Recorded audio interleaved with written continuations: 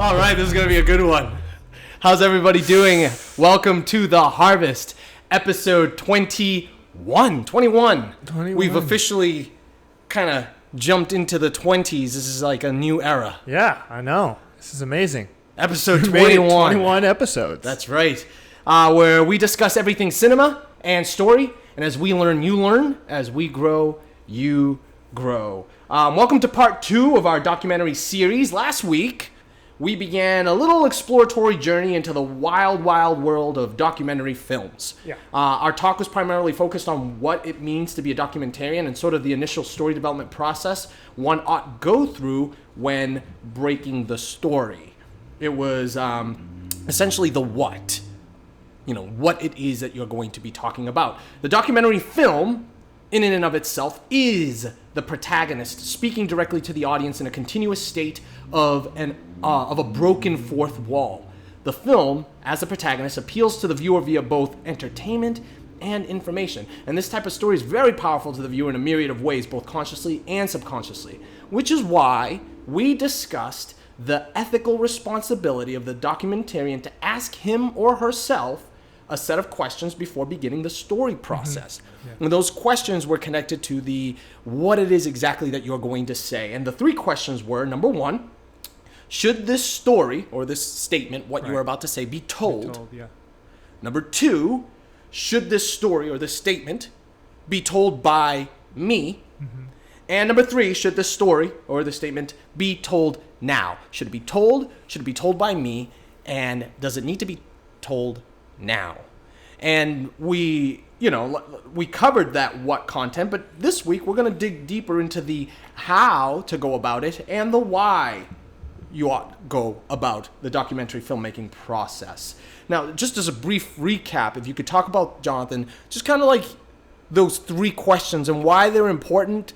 I mean, look, we found that they're not just important for the documentarian. I feel like that's something that everyone should just apply to themselves across the board when communicating. Absolutely. When you have a platform. When you have a platform that's going to go public, and you're going to have an audience that's going to judge you, really, on this information, you have to make sure that those questions that, that are being asked, you feel confident that they've been answered, and that you are true to them. So, for instance, like, when you hear a statement be told, do you feel like you have the confidence to say this story? Or by me, do you feel like you're credible? Right. Like, is this your place to tell this story? Right. And then, does it need to be told? You have to kind of go into that, dig into that, understand, like, does this need to be told? This which you are either, whether it's a story that you're being burdened by,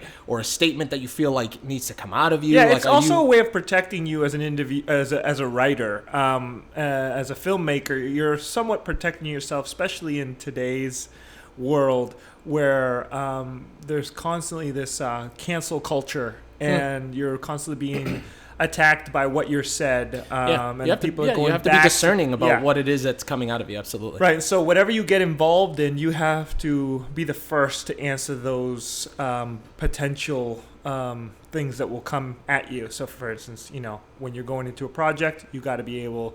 These 3 questions are crucial for you to start a project. Yeah. Now, it's interesting because this does it need to be told can also apply to storytelling, and the fact that, like, let's look at it from a story perspective. Is this even interesting? Is it a good story to tell? Is it already out there? Are you able to are you able to tell the story uniquely? Are you able to tell it differently? That first question is, does this need to be told, period? Like, is it worth it? Is it something that the world needs, or that you need to get out of your chest, And I feel like we all have to ask ourselves that question prior to engaging any kind of storytelling from a platform where, like you said, the world is receiving, they're hearing, and they're going to take that in, and it's going to affect them one way or another, positively, negatively, in one direction or another. Whatever it is being spoken from a credible platform is going to be received by culture, and it's going to affect it.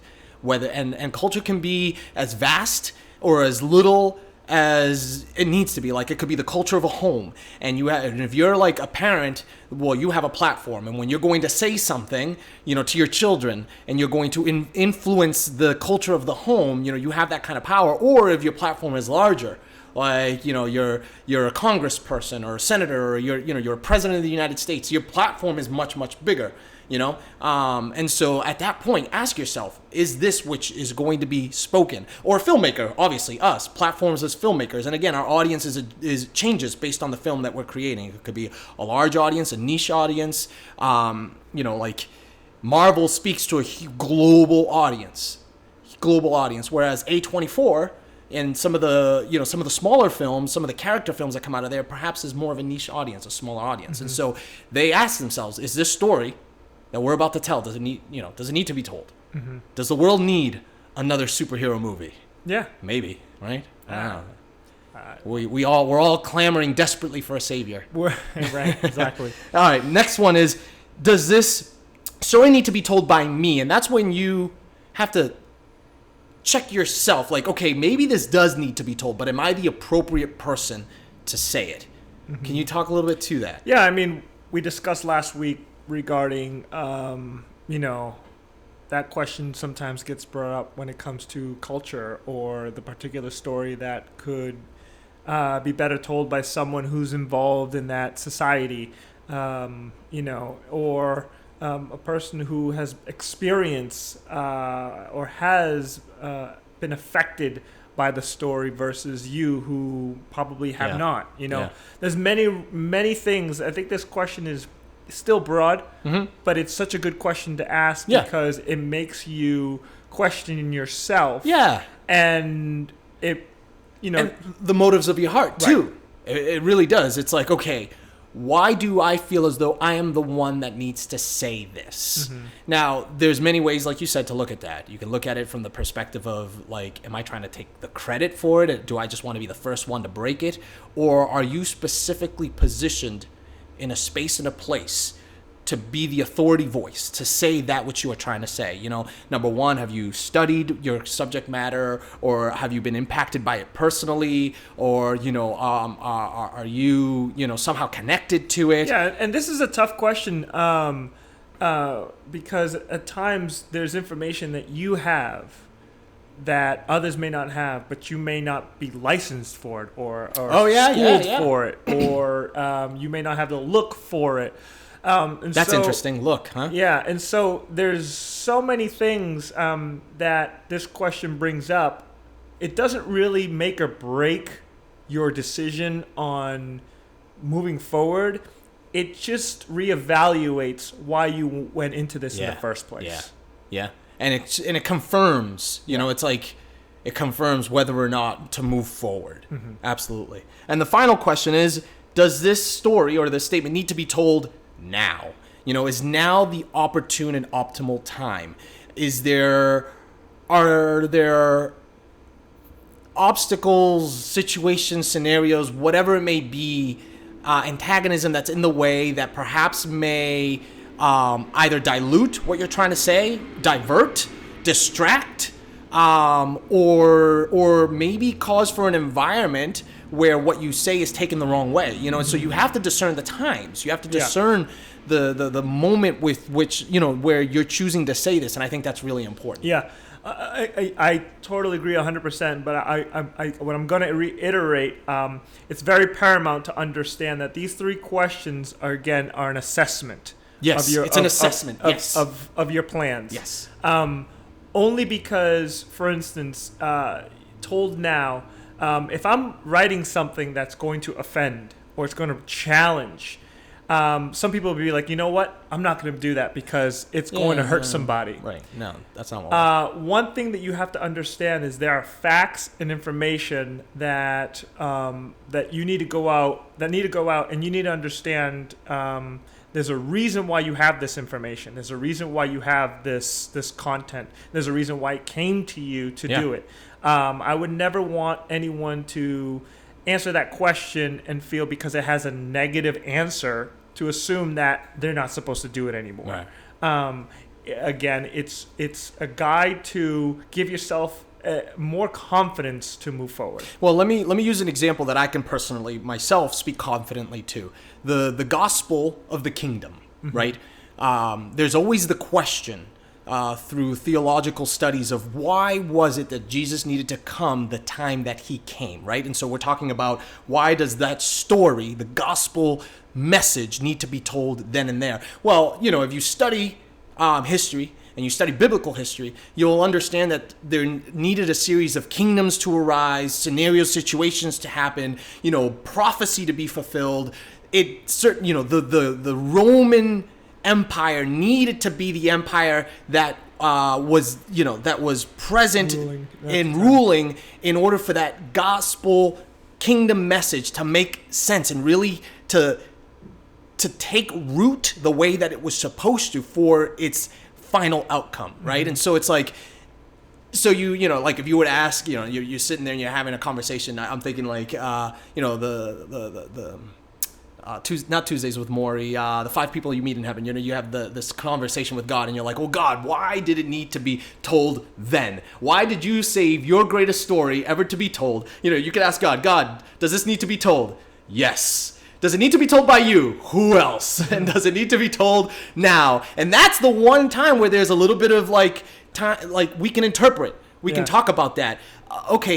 We can theorize and understand why the now is important for that. And we do that ourselves. We as filmmakers have to do that with our own stories. Is now the opportune time. And you know what? If you don't, a studio will do it for you. Because that's what, if you're in the studio system, that's what studio heads and executives are hired to do. To discern the environment, to know, is this story the story that needs to be told now, that is going to be received by the most people, that is in demand, that it's in want, it's what people are ready to hear. And you yourself as a writer need to know, okay, is this a story that needs to be told now in order for me to be, employed? You know what I mean? Are you writing what the public is desiring? And sometimes it's hard. You may not necessarily know that ahead of schedule. Sometimes you become the person that introduces the new subject that is going to sweep across the nation. And you gotta, and that takes a very careful self-assessment. You may not be able to assess the people around you, but if you yourself, know that it needs to be told and it needs to be told now, and you are the only person to say it, and you're passionate about it, and you are working through the timeline, and whenever it comes out, like that also, you may not always have a very clear, exact answer about the exact date and hour. Right. But basically, after having answered the first 2, you can there's wiggle room in that third one, right? Yeah, absolutely. I think there's, now is it's hard because everyone today wants to do things right away. Wants to get things done. I get something, do it. I want that. I want to buy it. Right. Sometimes even as they say, the money talks, and sometimes they'll force themselves to do something because of money. Right. And so you have to. That's why it's the third question and not the first one. Because you've gone through, the information of what's being said, told. If you're the right person. Yeah.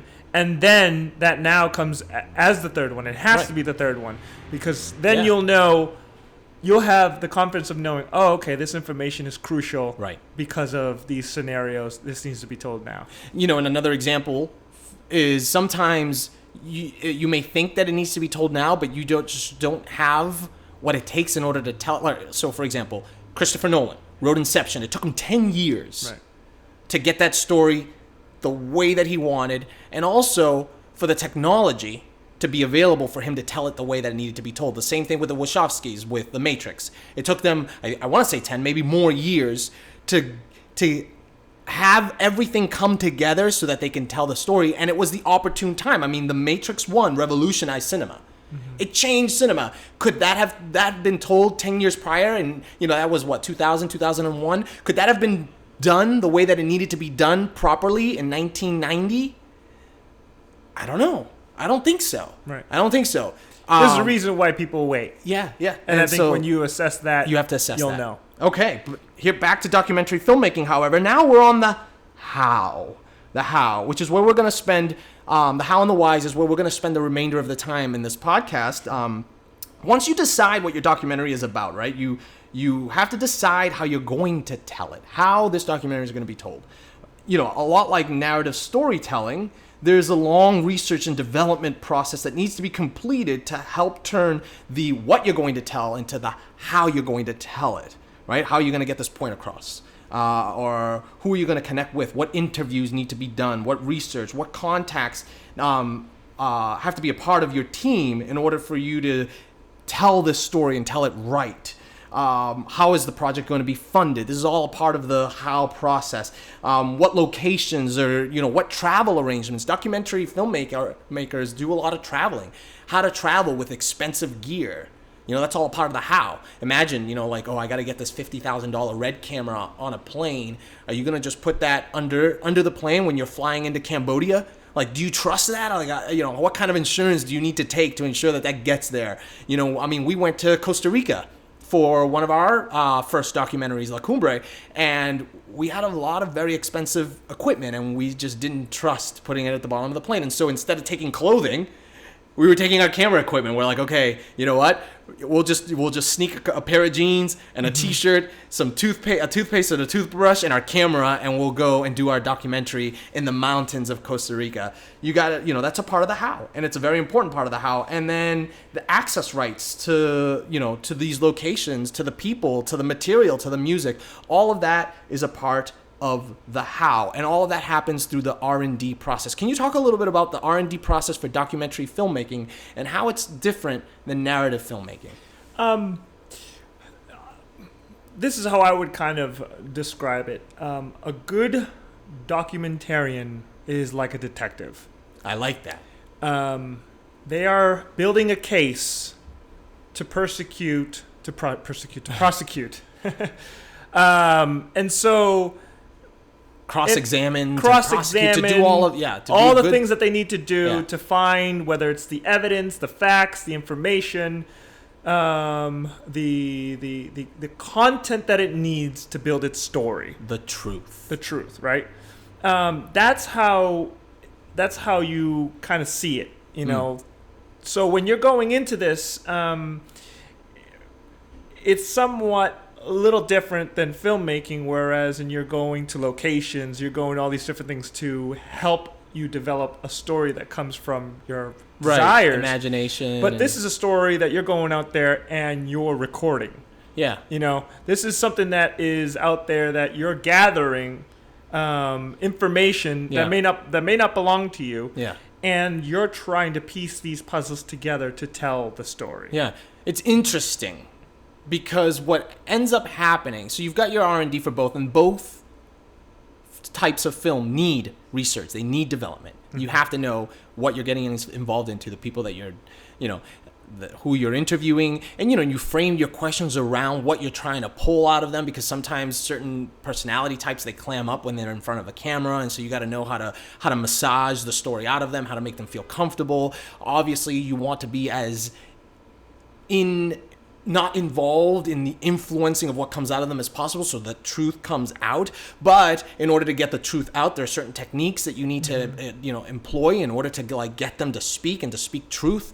All of that has to be researched in advance. You got to know who you're talking to, where you're going, how, even lighting a space, especially if it's a talking head segment, how to light it. Certain areas, certain countries aren't going to allow certain, certain electrical outlets, just, little tiny things like that you don't think about. You got to be prepared for all of that. You got to be prepared for if you're going to be doing more guerrilla type filming, and what are the laws in that local area. Like, for example, in New York, you can't set up a tripod. You can have a camera in your hand, but you can't set up a tripod. The moment that you do that, the police is going to shoo you away. Do you have a permit for that? And chances are you probably don't. And in certain countries, it's not just the police shooing you away. They're gonna take your camera from you. Mm-hmm. That kind of stuff almost happened, to us in Costa Rica. So just things like that we gotta have and know and understand in the back of our minds after having done much research. Yeah, and that's the thing. We say it all the time. Documentaries are a lot harder than live action filming. I think so. Because you are gathering the evidence. There's the unknown evidence that must be gathered. You have to create a compelling argument that will be able to bring something new from the norm. It's really what you're doing. I mean, if you're creating a documentary, it's because something else has been happening than the norm. And you're trying to share something that people don't know. Yeah. And so it's going to take a lot of work for you to dig up things that probably are hidden for a reason. Yeah. Yeah. You know, and the digging up, the finding, the you know, a lot of that happens in the frame. You know, it happens in the space. It happens, yes, obviously that stuff happens in pre-production, and that's why a good director that has a passion, you know, and a good producer that has a passion for the story is important, because they're going to do their research and they're going to dig the story. But when you're capturing the story and you're there, it's interesting. There's a phenomenon that happens in documentary filmmaking that is unique and different from narrative filmmaking. In narrative filmmaking, the most important person in the room is the director when you're filming. In documentary filmmaking, the most important person in the room is the DP.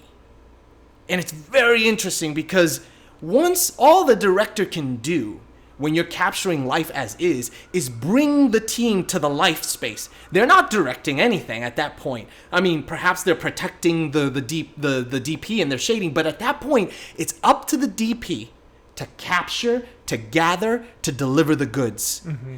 It's not the director anymore. It's not the director saying, cut, all right, let's do this over here.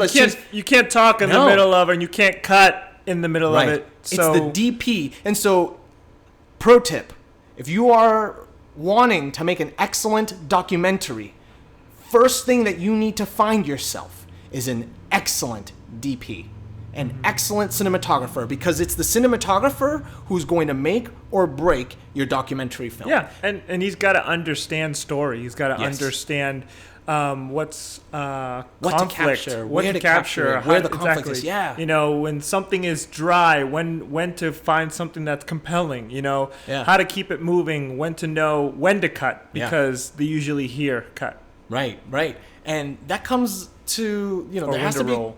Yeah, there has to be a certain sensibility to the DP. Like, they have to have a sense and an awareness of the space, like to know if they're looking this way, when to turn that way. You know, and when they're filming over here, when to know something is happening over there. You know, there's something.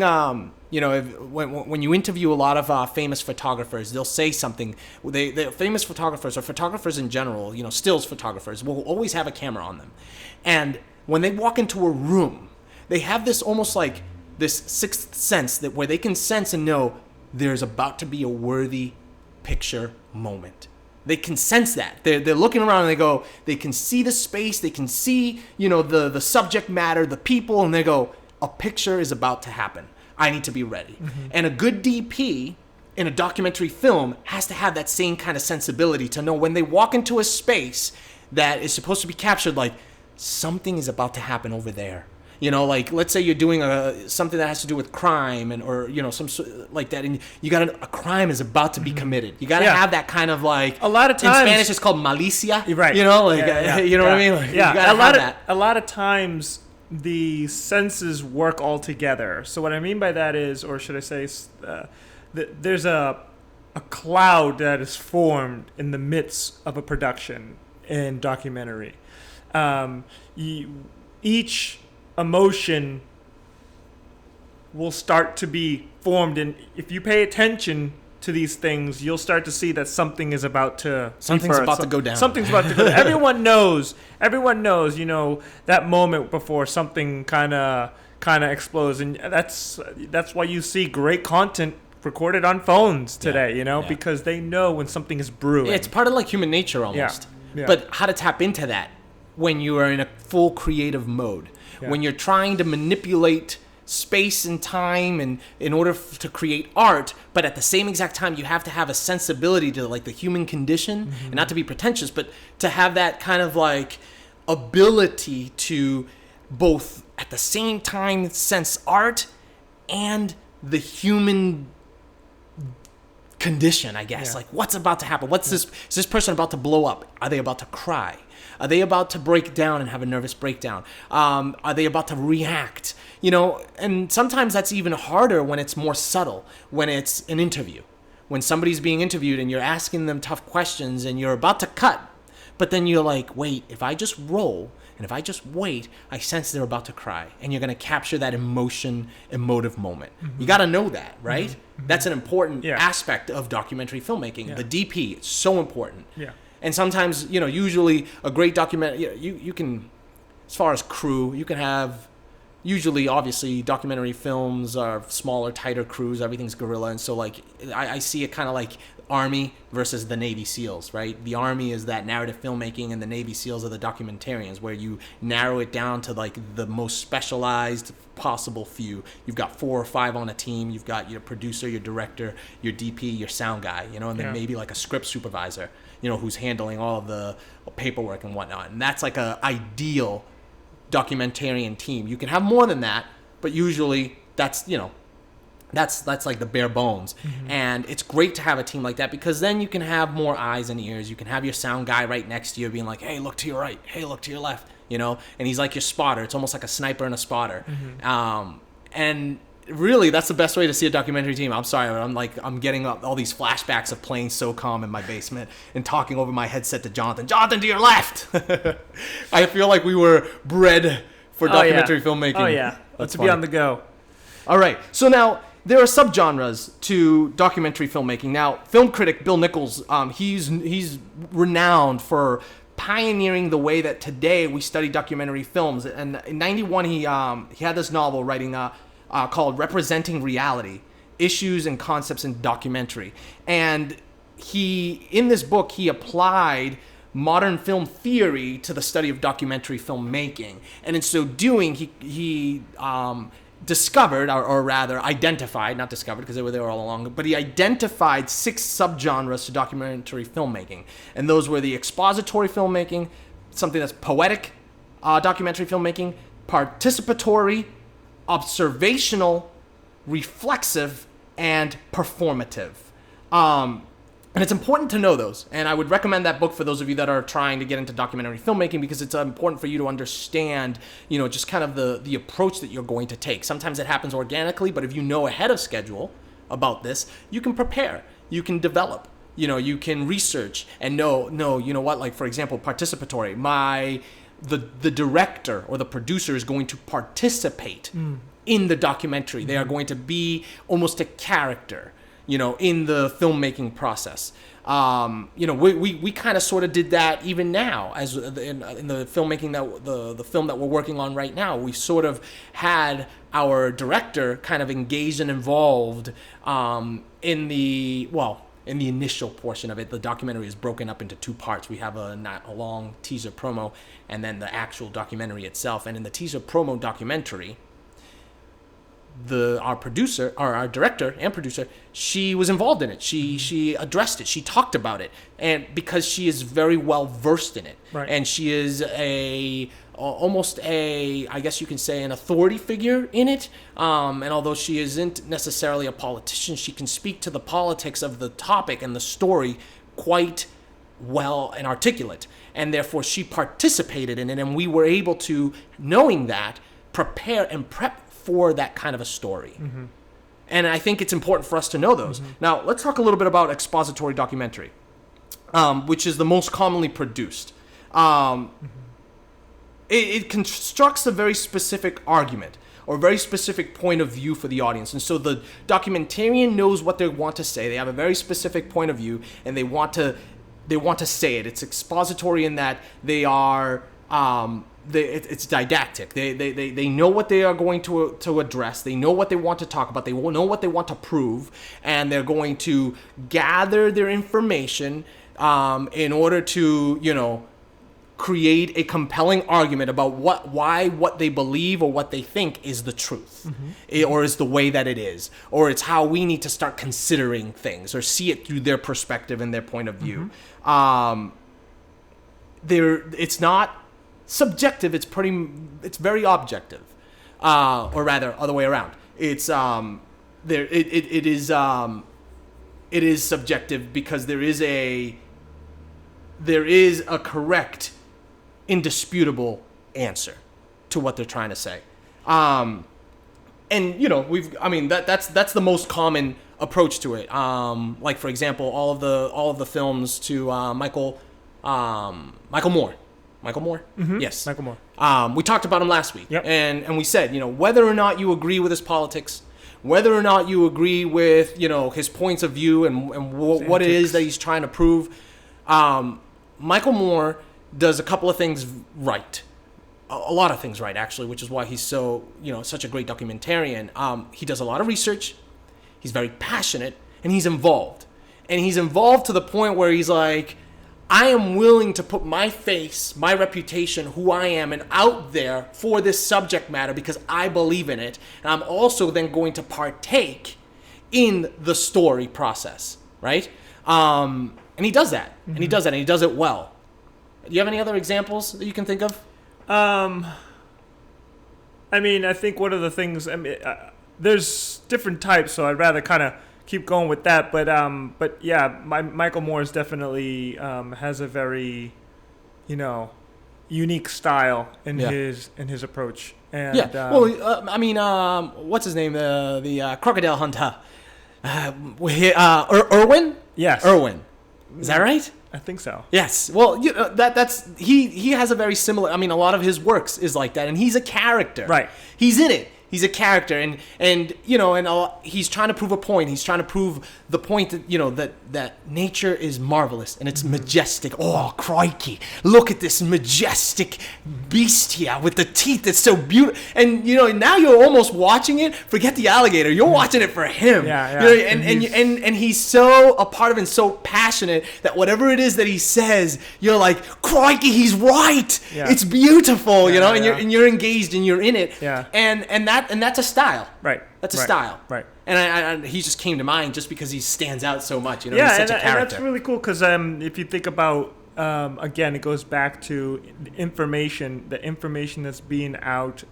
Whoever's delivering it has to be believable, and I think that's a major aspect to that particular style, especially that one. And you know what? And if you decide that your documentary needs that, it's probably because you have someone whom is so passionate and outside the box that you feel like your documentary can ride on this individual. Yeah. And oftentimes, that's the most common. It's like you find someone that is just stands out, and to follow them, their life story, the way that they tell it, the experiences that they had and how they had them it's interesting to the viewer. Right. Well, that's authenticity, but then you have kind of the opposite when you got people like Borat, who it's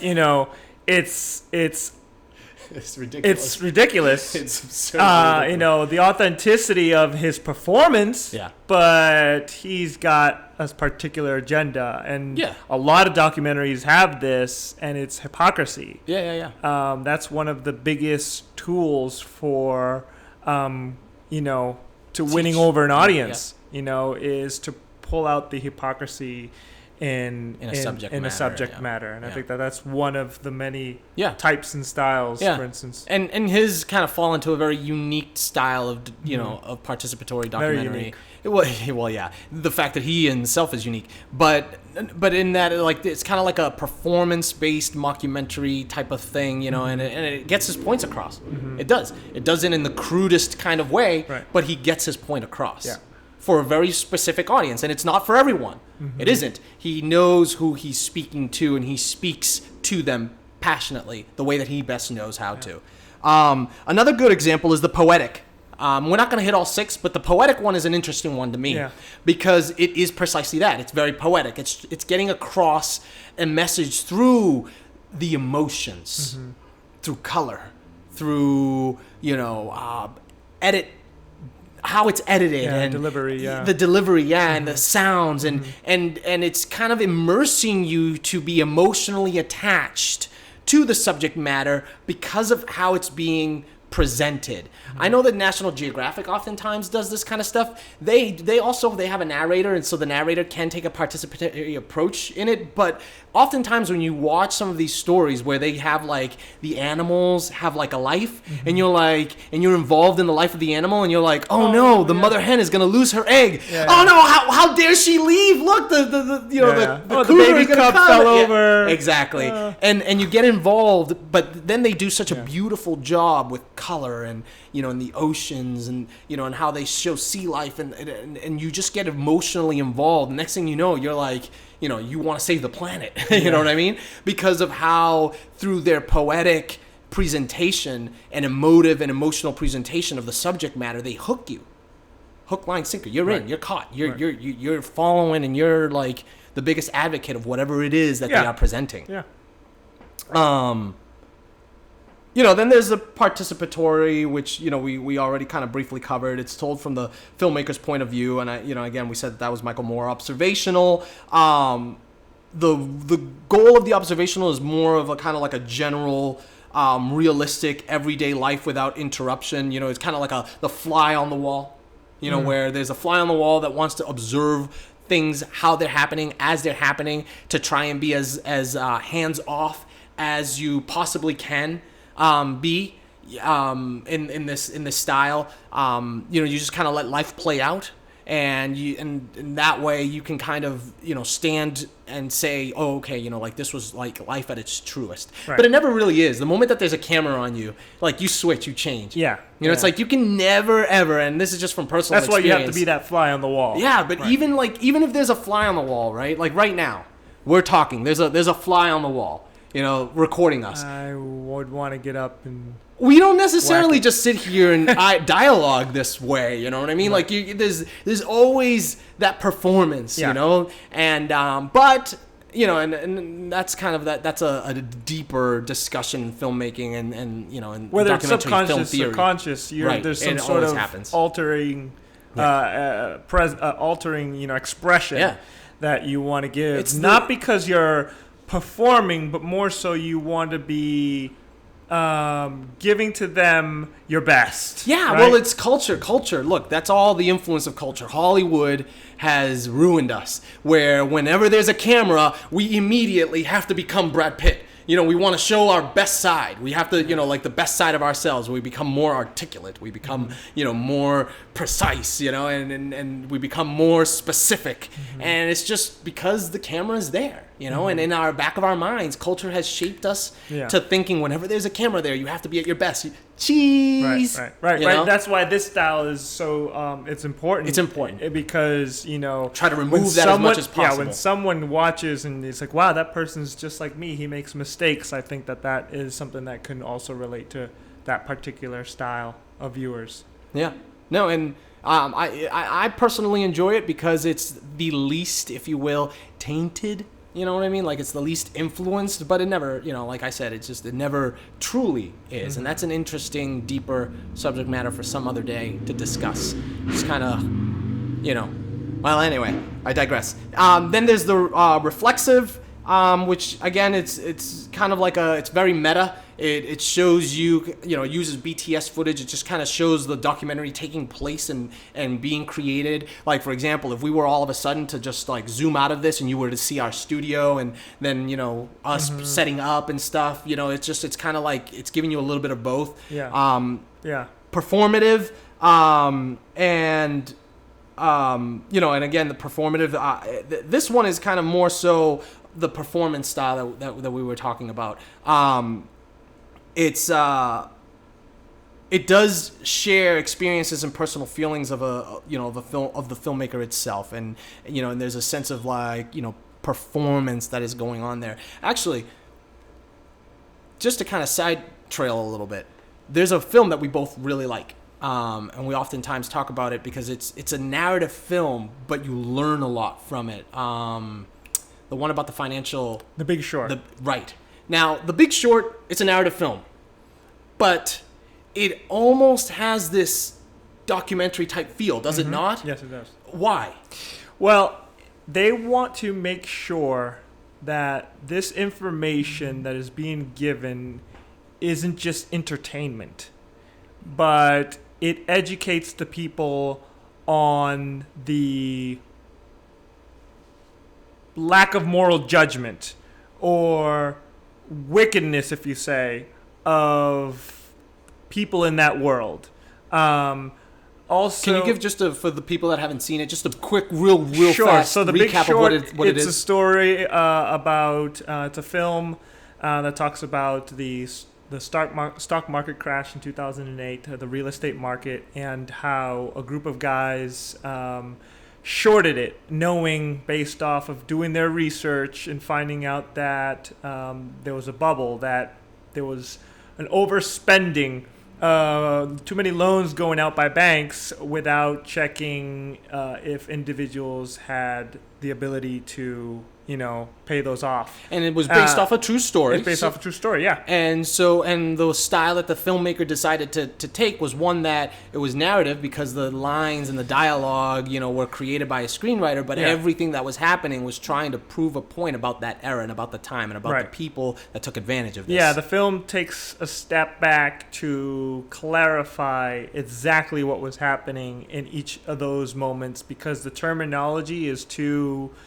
difficult to understand. So it breaks the fourth wall. So it breaks the fourth wall to clarify what each thing means, so that we as the audience can be like, oh, is that what they were doing? And we would understand, instead of just being like, the movie was funny, I had no idea what happened. They want to make sure that you leave there understanding this is what happened. Yeah, and that's a very interesting kind of hybrid between that narrative film process and that documentary film process, which was a very conscious choice of the filmmaker, which is something that we personally, that's something that we personally speaks to us, because it's like a fusion of our passions, narrative filmmaking and then telling the truth, which is documentary filmmaking. That's kind of our style, even personally, when we create. Right. I think that movie is a fusion because it breaks the fourth wall, whereas there are movies who are true stories, but they don't break the fourth wall. Right. They stay narrative. Yeah. They stay, explaining. They follow the plot. They follow the plot. Exactly. They don't stop the plot to give information and whatnot. And to clarify and to give, exposition of what's going on, just so that we can move on from there. Yeah. Which is kind of something like what we were trying to go for with La Cumbre. We were trying to build it so that it felt like not just a day in the life of what goes on in this camp. So just for the audience, we did La Cumbre back in 2007. La Cumbre was one of our first documentaries. It was our second, and it followed a missionary team to Costa Rica, to the mountains in Costa Rica, where there was a camp that was created for inner city children, that was basically kind of like a rehab camp, like for children that were juvenile delinquents, and they were being rehabbed to kind of be put back into society. Instead of them going to prison, they would come to this place, La Cumbre, and here they would be just kind of taught like about teamwork, and just kind of rehabbed into like being active members back in the society and whatnot. And it would it would also help them, with their personal faith walk, and using faith as a means and as a tool to rehab the individual back into society as a good person, if you will. And when we went there, that La Cumbre, that place itself, had been ravaged and destroyed by hurricanes and by tornadoes, by tropical storms.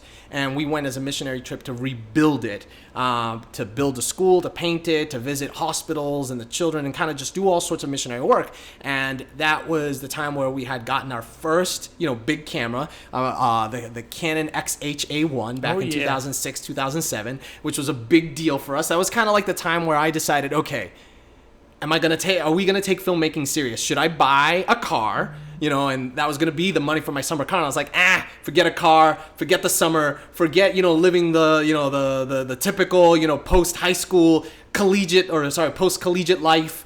I'm not going to buy a car. I'm going to buy a camera. And I'm going to invest into this. We're going all in. And we bought the XH-A1, a whole bunch of equipment. We went to Costa Rica and we filmed this documentary. And the idea and the goal and the hope was, because at heart we were narrative filmmakers, but we were doing a documentary, we wanted to fuse both. And so we had kind of like a fly on the wall meets performance meets kind of narrative filmmaking. It's poetic. It was poetic. It was a mixture of things, and it was beautiful. And it was actually one of our first national awards. Mm-hmm. The Hometown Filmmakers Awards, which was an award that was handed to us by the National Public Access TV station, the National Society for Public Access Television Stations, and we won, which was pretty cool. Awesome. Yeah, we got to travel, went to Oregon. Yeah, and accept the award there, which is amazing. And that was encouraging for sure. It was very encouraging to recognize and say, hey, I think we could do this. I think Yeah. we can kind of continue going on with this filmmaking. So, yeah. So, I just kind of, then we went on, we did Cultura Gile. Mm-hmm. And Cultura Gile was, kind of a personal project. Then there was La Cumbre, and then Hua, which was, we actually went to DC to interview the curator of the National African American Civil War Museum there in DC, and he gave us just kind of a really in-depth breakdown. Well, what happened was we filmed Cultura Gile. That's right. We met him. That's right. And he was so compelling that we're like, he needs his own documentary. Yeah, that's right. That's right. And we filmed him, and we were able to create just filming him narrate the whole thing, and it was awesome. It was awesome. It's interesting because we were there to make the Cultura Gile.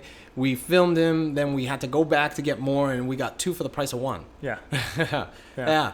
That will happen all the time in documentaries. Sometimes you'll get information that you weren't expecting that takes a story somewhere else. Yeah. Or it just completely, scratches a project or enhances it. It's interesting too because I feel like that was such an indelible and such like a powerful moment in our past that even today we're writing a TV series that deals with those same issues that we learned back in 2007. Interesting, right? We should release that. I mean, it's so prevalent today, that information. Oh, Hua? Yeah. Yeah. I mean, it's out there. It's out in the world, in the internet, in the interweb, somewhere out there, and it could be probably found. Yeah. I don't know. I mean, I'm probably going to cringe when I watch it now. I mean, it's however many years ago, 13 years ago, you're like, oh, what were we thinking? We were young. It was like, our second film ever? Yeah. But that's out there. And it won awards.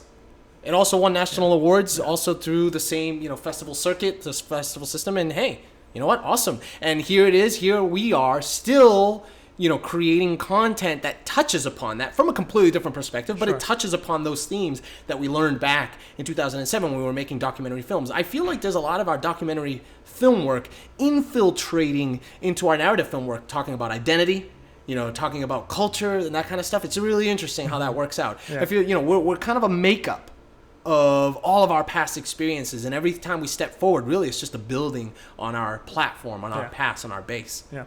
Awesome. So ultimately, the why. And we'll close with this section here, the why, and we'll talk about this short, just kind of 10 minutes or so. But the why of this documentary process. This part is really, developed throughout the whole process. Mm-hmm. You begin with a why. Yeah. There's always a why there, but the why can develop as you move along with it. It has for us, even as we've been working right now with Do What's Right Media Production Co. Like the relationships that we formed with the Documentarian team, the passion for the subject matter, the trips, the capturing of the footage, the meeting of the people, the talking face to face with individuals, the getting their story. I mean, there's something so humanizing about just hearing another person's story that oftentimes our own personal, stereotypical or bigoted views or whatever are just immediately melted away. Mm-hmm. They're immediately destroyed. And when you can talk to someone and just hear their story, and the why develops throughout that process, and you start to kind of gain an insight and a perspective that perhaps you didn't even have when you first started and were even then passionate about. Mm-hmm. Now it's like more so, right? Mm-hmm. And so the why is really important. Why now, not just for you, but also the why for everyone else. Why does everyone else need to receive this and hear this and be a part of this? Why should people invest or even get engaged with what it is that you're creating? And you also have to ask yourself as a filmmaker the why you're going to even make documentary films in the first place. Yeah. Well, there's so many reasons. The first one that comes to mind, it's really a visual history book, Yeah. A lot of times you have to have different perspectives to a particular topic. I believe that that we're constantly in a state of inner battle Yeah. that will cause us to have this mindset that are particularly biased to ourselves. And having information out is a positive. It helps reevaluate oneself. So there's that. There's preservation. Have different varieties of perspectives. There's information that will lead you to question your truths.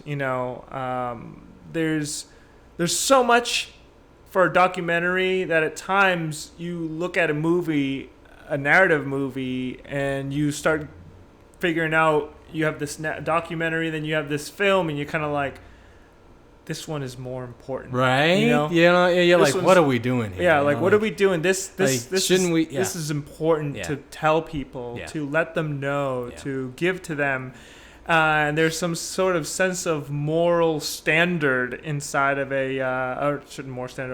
moral process or expression that comes out of a documentary, whether it's for good or for bad. But it's there trying to offer up people some sort of direction or revelation. It's interesting because you do cross that route. You get to a certain point where, like, after having talked to so many people with such powerful stories, then you look like, I think maybe it was Denzel Washington who once, like, was asked some, like, extremely existential question about filmmaking. He goes, what are you talking about? We're just making movies. We're just telling stories. Like, I'm not out there saving the world. Right. Like, I'm not out there doing what, like, our, first responders are doing. And, we're just making silly movies. And when you're involved in the world of documentary filmmaking, you almost feel like you're kind of a first responder, like to an event, like there is a certain importance to that. You're creating almost like monuments. You're creating moments in time that give us information. They give us an expression of a subject matter that, who knows? Maybe the resources to get back to that kind of information may be gone in the future, and all that we have left is this documentary about it, this preserved, data and footage, and it's like a time capsule, and it is important. And sometimes, you can't help but be like, okay, what am I doing here? Are we gonna make a movie or which is why I feel, based off what we're saying, is why we're starting to see a lot of true story films in the Christian industry, specifically in the Christian industry. I've seen it. A lot of them are true stories. This really, you know what I mean? And it's a style, and there's a reason why I believe that's happening. Because when they want to share a story, they want to make it realistic. Something that isn't just made for entertainment purposes. But I don't think it should ever get away from. No, it needs from the truth, right? And it's interesting too, because in this time of fake news, this world that we're living in, this season of everything is fake news. Like, you can't really trust anyone. There's been a surge in documentary filmmaking. It's almost as if it's becoming the new news.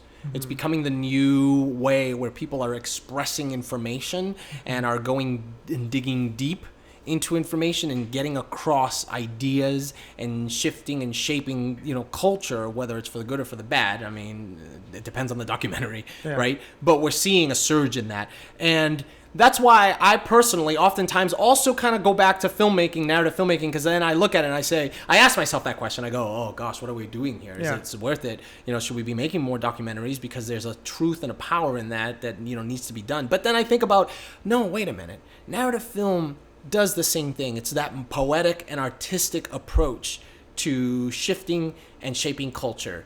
It is, for example, that parable that we're telling, where we are taking life and a sliver of life, and creating metaphors in order to express new ideas, express thoughts, desires, inner emotions, and just kind of about the world around us and the people that we live with, hopefully to bring us closer together, hopefully, because, through film, we're able to understand, complex ideas. And so that's why then I take solace in the fact that, well, you know what, being a filmmaker in general is and all art does this. All art has that power, Yeah. to influence culture and to teach. And so, like, as an artist, like, don't worry if you're not a surgeon, you're not a doctor, solving world hunger or world peace. It's okay, especially for you younger, students, where you're at this point where you don't know what to do with the rest of your life, and you're like, should I choose art or should I become a lawyer? It's okay.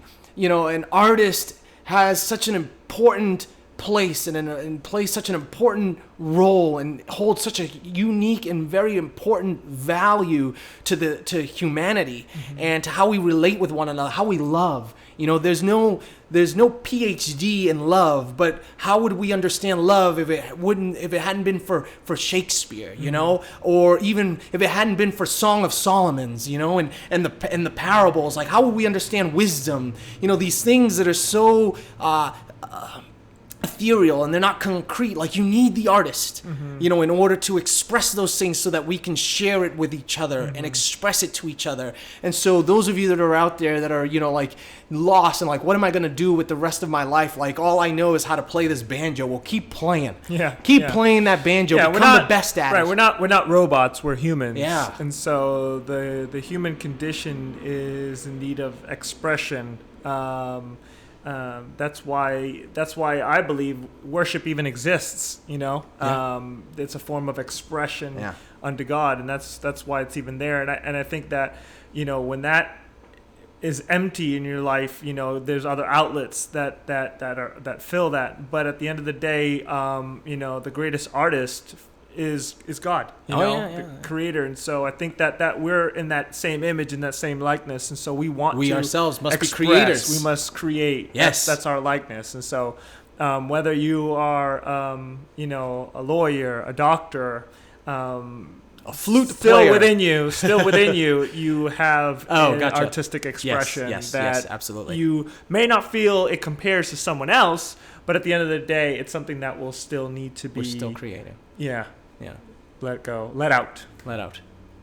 Cool. All right. Well, you know what? That is it for episode 21. It's time for our creator's tip of the week. And I'm sorry. I'm going to go ahead and apologize right now.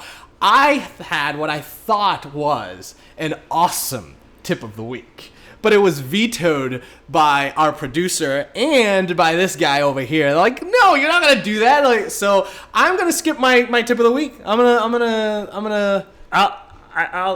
do my tip, and it should be plenty for both of us. I feel like it will be.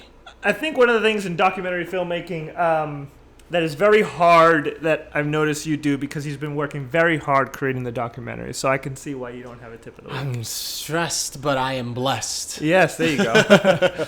So it's content. Yeah. Sometimes you can't just go out and film content. You need to be able to search and research content, things that are being captured on the internet by others, B-roll footage, things like that. And a lot of times things racks up in price. So I want to give you a few websites that I know that we've used for free. Public domain content.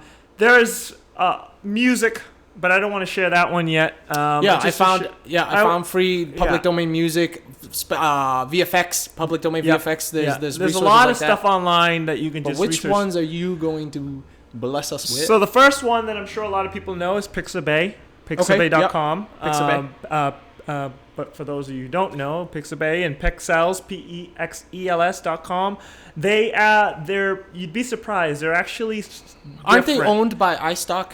Is that what it is? Like, I feel like every time I go on Pexels and Pixabay, iStock is always at the top. iStock are just ads to get. I think that's the way that they get there. It's like a loss leader. Yeah, it's a loss leader. They possibly it's owned. They give you I'm not entirely sure. Cheap stuff that isn't necessarily as amazing quality, but it could be good enough just to get you to be like, ooh, I need a shot of a dog, and then you look and you're like, oh, this shot of a dog is way better. But this dog here on iStock, wow, look, he's possibly talking English. So they're they just recently started adding 4K video. Yeah, that's cool. Which Actually, is really cool. They stepped up their game big time. And then there's commons.wikimedia.org. And you'll be surprised. I don't think I've heard of that. Yeah, that one's really interesting. There's like 600 million photos on that one, and it's uploaded by anyone who wants to just share their content. And it's not bad. It's not bad. I would recommend the first other two ones before you go to that one, but if you can't find anything on those, go try that. And then the final one is creativecommons.org, which is, I think, a known one. But those four we've kind of used for the documentary to try to gather content that will be able to create and finalize the story. You're not going to be able to capture everything on camera. I'm sorry. But you'll be able to get public domain stuff that's, so everything that is 1923 and before is free. Well, it's public domain. It's public domain. Yeah. And so you can use that content. So, what's going to be crazy is when things, from 1945 and before, then all that, World War II content is going to become free, which is going to be that's crazy. Going to be wild. Because they're still making movies on that today, and there's like a major library of Nazi films online and on Vimeo. But anyways, 1923 and down, so you can have the peace of mind of knowing that that's that's why it's domain. Like whenever if you need music like Mozart or Beethoven or stuff, like that's all public domain, so you can use that stuff in your films, as long as it hasn't been, as long as the soundtrack or that you're using wasn't performed by like the Boston Pops, right? Because then that is their performance, and so you got to get licenses for their performance of it. But if you're using his music, and you create it yourself, like that, it's not a problem. It has to be original content from those. So that's for you filmmakers, you new filmmakers, if you want to create a documentary, right now, and tell us a story. And there you go. You got content for free, so you don't have to stress about finding and digging up stuff. Yeah, cool. Thanks. Yeah. That was a good one. No, that was good. You did what was that? 4 and 1. So I'll take 2. Yeah, you take 2. And you can have 2. Yeah. That could be our Together Creators Tip of the Week. All right. This is nice. All right. Well, next week, I promise I will have an awesome one. Yes. Gonna blow you. I am not gonna have one. We're both gonna have awesome then. ones. 2 of them. Yes. And it's gonna be amazing. Anyway, guys, thank you so very, very much for joining us at The Harvest, episode 21. Feel free, if you have any questions at all, you can reach us directly if you want to talk with us directly on Twitter at xgarcia. At Jonathan Harvest. Or if you have longer questions and stuff that perhaps you want us to answer even on the show, you can reach us at info@mountharvest.com. info@mountharvest.com. You could also reach us at the Patreon at The Harvest Podcast. And on there, you can see a little bit of, all of our content, all the episodes and behind the scenes. I think that needs to be updated, but we'll get working on that right away so that you guys can have the latest and the greatest of The Harvest. We're really excited for the episodes that are to come because they're going to... I think by that point, we will have made certain announcements about the title of the documentary film that we're working on. So in the next episode, you'll get that, and you'll get a little bit of information. You can kind of hear a little bit of what's going on behind the scenes. But hit us up, info@mountharvest.com. My name is Xavier Garcia. Jonathan Garcia. And yes, don't forget to bump that like button. Yeah, bump it. Bump that like button, subscribe, and share, please. Thank you so much, and thank you to our producer, Chelsea Cowie, in the house. Guys, bump it.